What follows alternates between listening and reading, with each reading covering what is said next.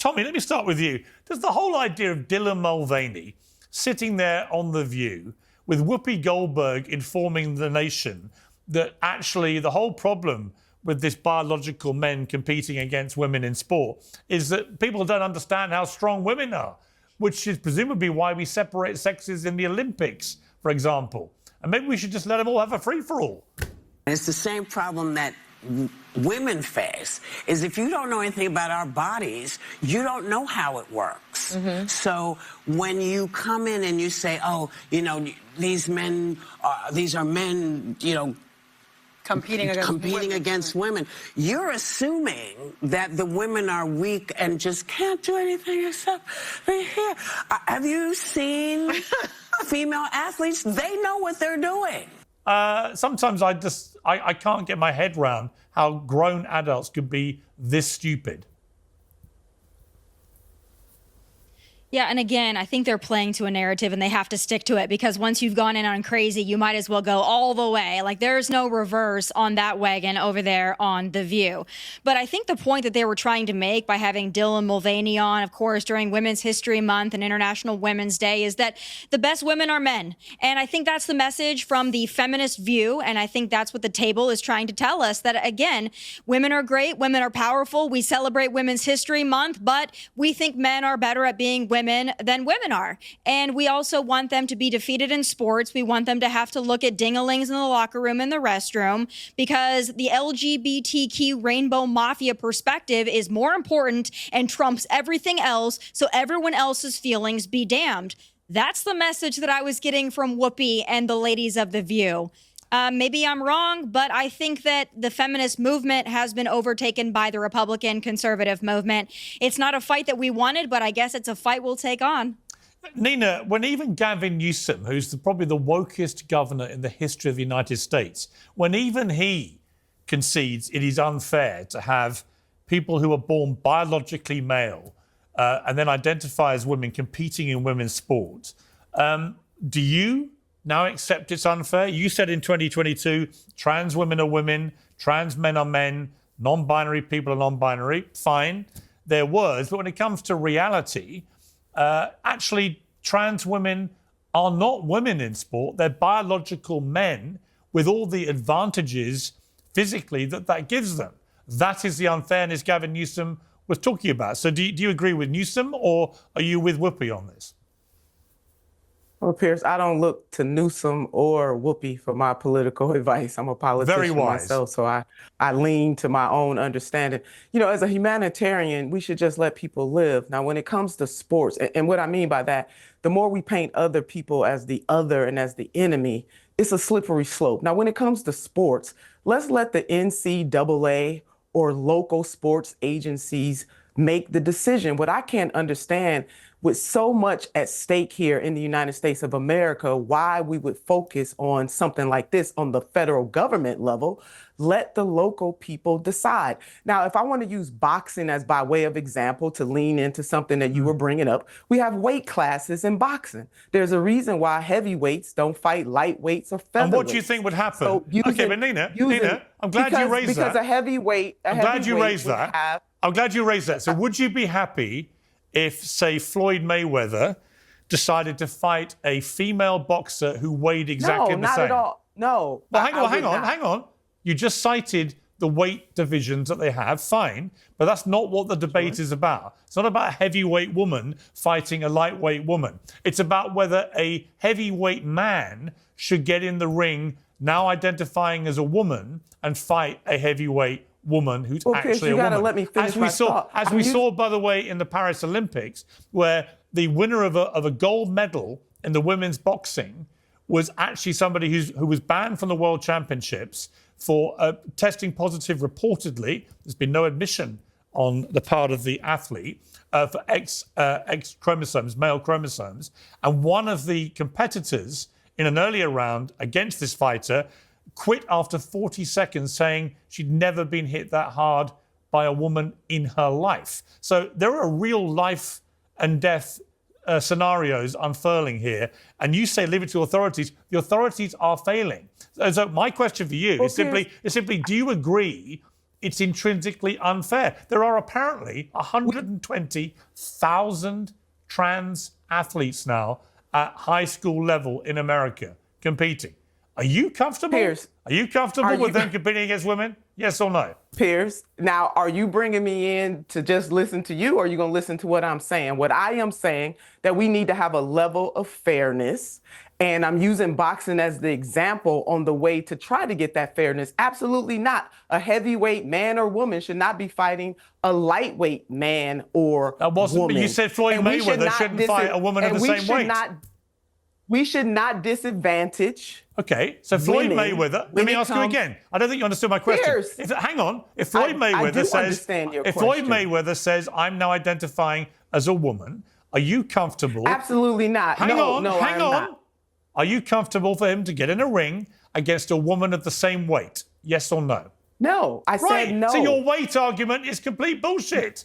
No, it's not. It's not. You're missing. You're missing accepting my point. biological men have an unfair advantage. You just answered my question. Yes, but you're misunderstanding what I'm saying. What I am saying is that I am not here to dehumanize anybody. Nor am I. So to the extent that we are spending so much time on this, when 68,000 Americans die every year from not having health care, when there are other more profound things we should deal with. Nothing to do with trans athletes in women's sport whatsoever. I get that people are concerned about this, and I recognize the fact that people are concerned about this. Okay. But can we deal with this in a way that does not dehumanize anybody? I do not want to see biological women disadvantaged in sports, which is why you would ban trans women from competing in women's sport. Which is why I gave the weight class example in boxing. But again, we're spending so much time on this and not dealing with other issues. Yeah, because I don't quite understand. Piers, do you agree that the NCAA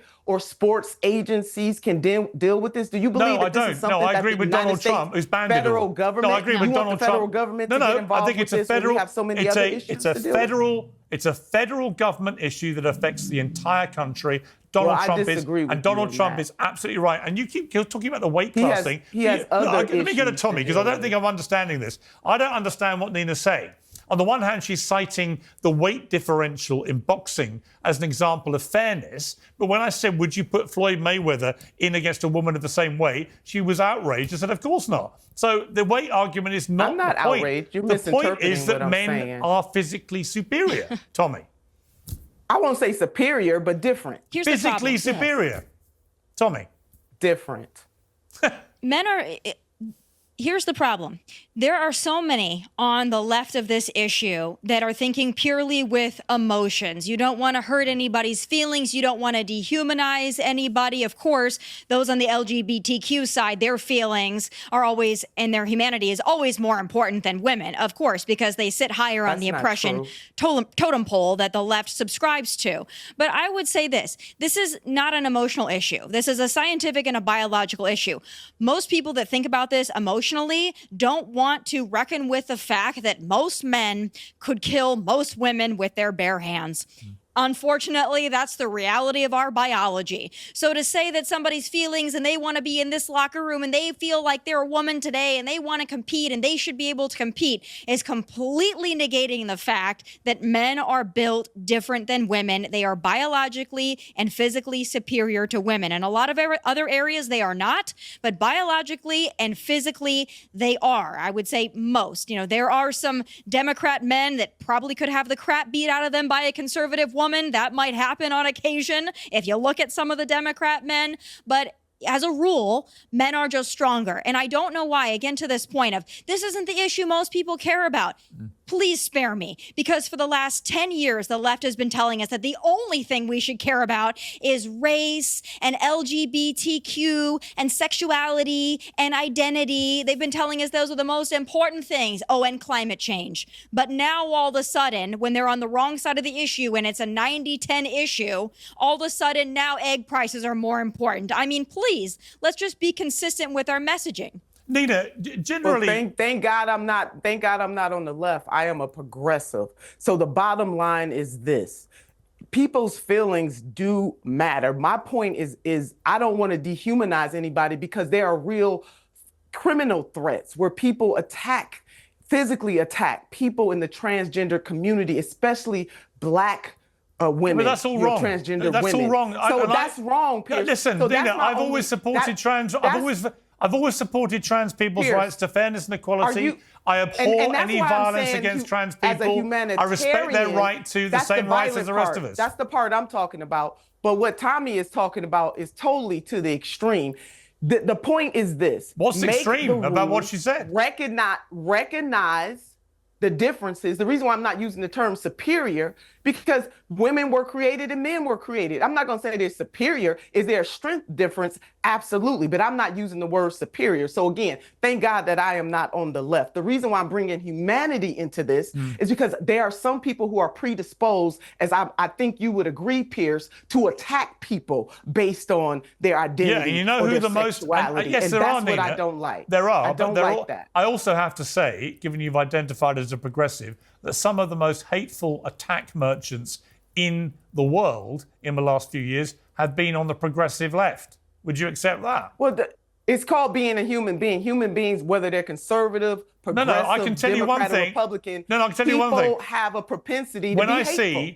That's not unique to any ideology. When I see people's social media biographies and they have #BeKind and they identify as a progressive, I know they are vicious, horrible, hateful human beings who spend their entire life trying to cancel people and shame and humiliate them. I do not. Literally, I don't subscribe to that. I could honestly write a check each time that I'm right about that, and I'd be very rich. Well, I mean, even the person that you have on opposite of me has been hateful towards me on social media. So it is not.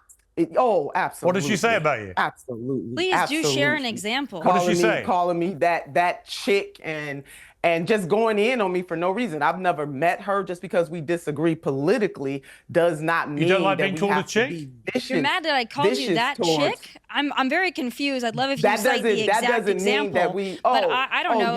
You were. But Pierce, you know what? Listen, anybody can be hateful is really my point here.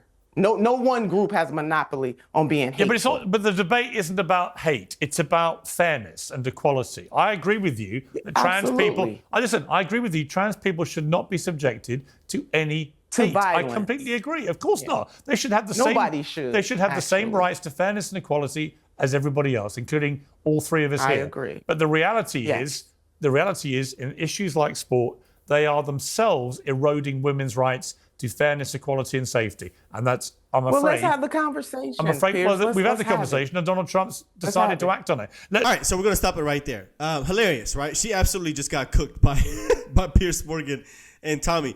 Absolutely cooked. And here's the thing. The Democrats are going to continue to lose because they just can't simply flat out and come out and be honest and truthful and answer these types of questions directly. No, men should not compete with women in sports, but they want to play the nuance and they want to just play like, the weight class. They want to just skip and dance around the question.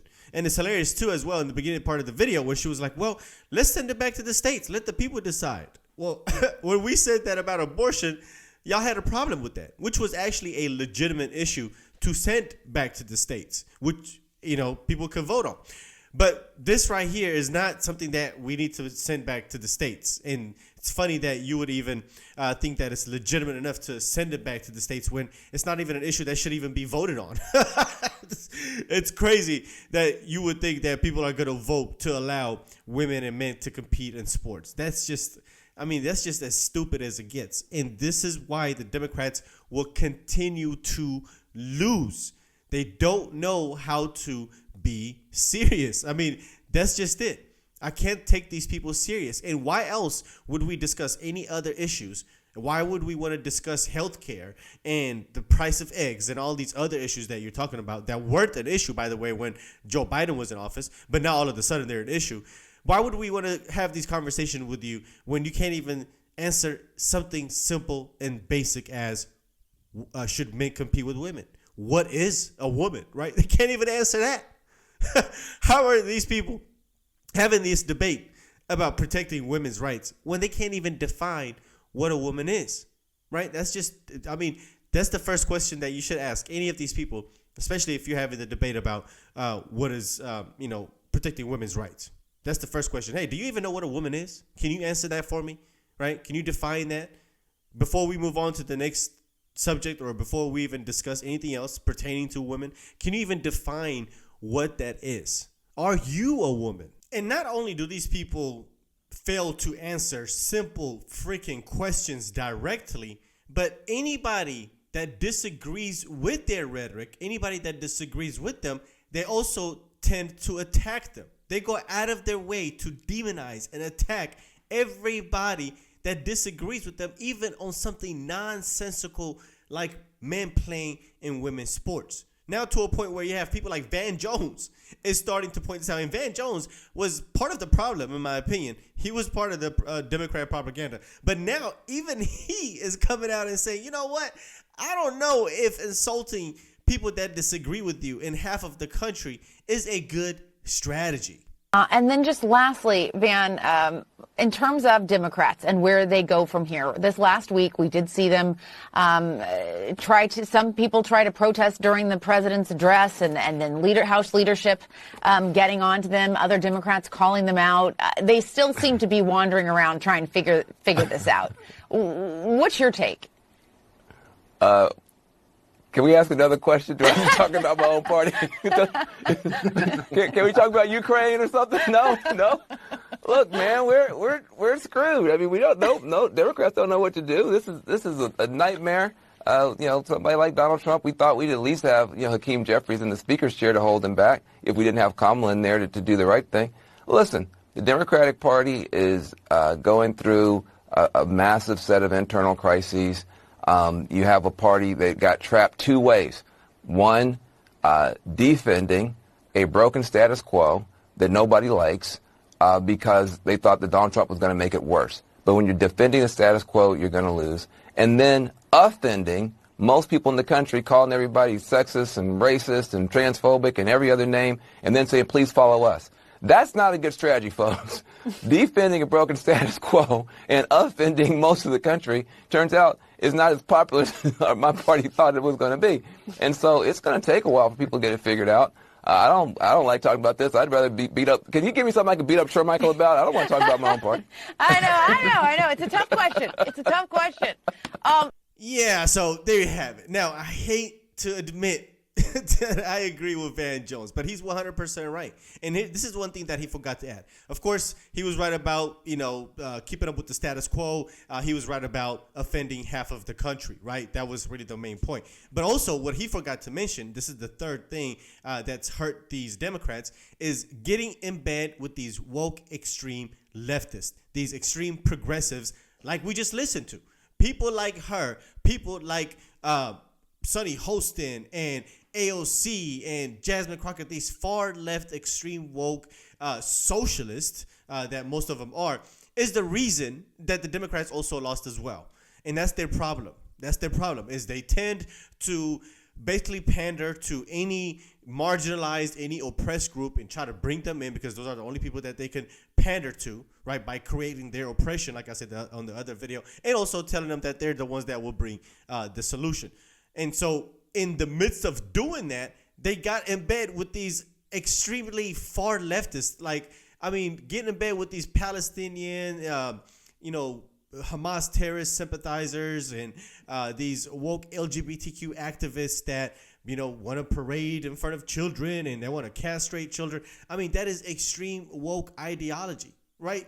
Giving mass amnesty to illegal immigrants. That is an extremely leftist extremist idea, right? So those three things that he's mentioned too. And the third thing that I just mentioned is why these Democrats will continue to lose. But hey, once again, I'm just a third party observer sharing my perspective. So anyway, let me know what you guys think. Hope you enjoyed this video. If you did, let me know down below. Leave your comments down there as well. And if you are brand new, consider hitting subscribe, and I'll see you on the next one. Peace.